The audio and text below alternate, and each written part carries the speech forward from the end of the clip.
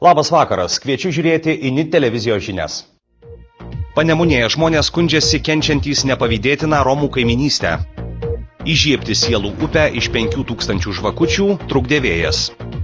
Europos mokslininkai po tyrimo reikalauja nedelsiant uždrausti alkoholinių gėrimų reklamą. Lavrinovičių gimtadienio proga Žalgiris iškovojo pergalę. Panemunės gyventojai skundžiasi jau keletą metų kenčiantys nepavydėtiną Romų kaiminystę. Socialinėme būste jie ne tik lėbauja, bet ir platina narkotinės medžiagas, o už bandymus juos sutramdyti keršija ir grasina susidorojimu. Tačiau valdininkai aplinkinių ramybės drumstėjams sumanė dar ir leisti privatizuoti butą. Kaune Vaizdingos apylinkėse prie Panemunės Šilo gyvenantys kauniečiai sako, kad tik per žingsnį ši vieta netapo panaši garsų į Vilniaus taborą. Mat Gailutės gatvėje 4-ajame name esantį socialinį būstą, kuriame įsikūrė Romų tautybės asmenys, ketinta privatizuoti. Gyventojai nuogastavo, kad taip čia dar labiau suklestėtų prekyba narkotinėmis medžiagomis ir nesiliautų iš gertuvės. Jie minėjo, kad tai vyksta ir dabar. Apie kaiminystę įsikūrusių Romų keliamas problemas gyventojai vengia viešai kalbėti, mat bijo keršto. Su jais esą grasinta susidoroti, apgadintas jų turtas. Mes ir pareigūnus kviečiam ir patys raminam, vienu žodžiu, ir bandėm visus įmanomus būdus. O mažų vaikų čia aplinkui yra? Be abejo, ir ne vienas, ir vat, galim pasakyti vienu žodžiu, na, kai švirkštai namo laiptiniai mėtosi ar kažkur tai apylinkiai vienu žodžiu, tai apie kokį gali kalbėti saugumą tiek nepilnamečiams vaikams, tiek kitiems gyventojams. Gyventojai sako, ne kartą kvietę policijos pareigūnus, bandydami sutramdyti įsisiautėjusius kaimynus. Neramumai Gailutės gatvės 4-ajame name prasidėjo 2006-aisiais,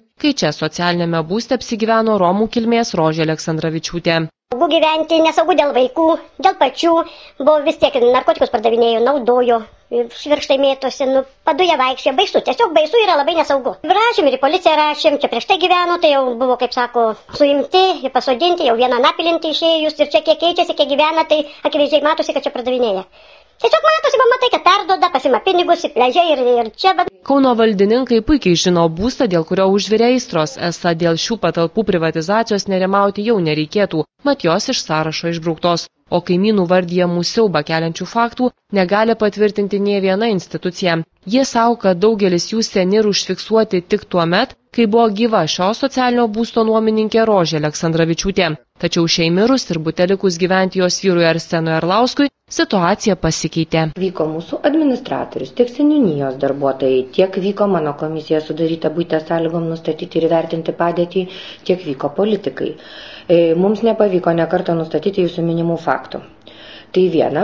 Antra, ponas Arsenas, jisai iš tikrųjų neturi nė vienos skolos, jisai moka ir komunalinius mokesčius, moka socialinę nuomą už tą butą. Kita vertus, tikrai tas butas yra neteikiamas privatizavimui, vadinasi, jis yra tik socialinis būstas ir gyventojai dėl privatizavimo neturėtų šiuo metu turėti dėl to problemų. Šiuo metu vyksta tyrimas, kurį atlikus ir paaiškės, ar po nuomininkės Rožės Aleksandravičiūtės mirties savivaldybė teisėtai pratęsė nuomos sutartį su jos vyru Arsenu Arlausku, kas itin papiktino visus.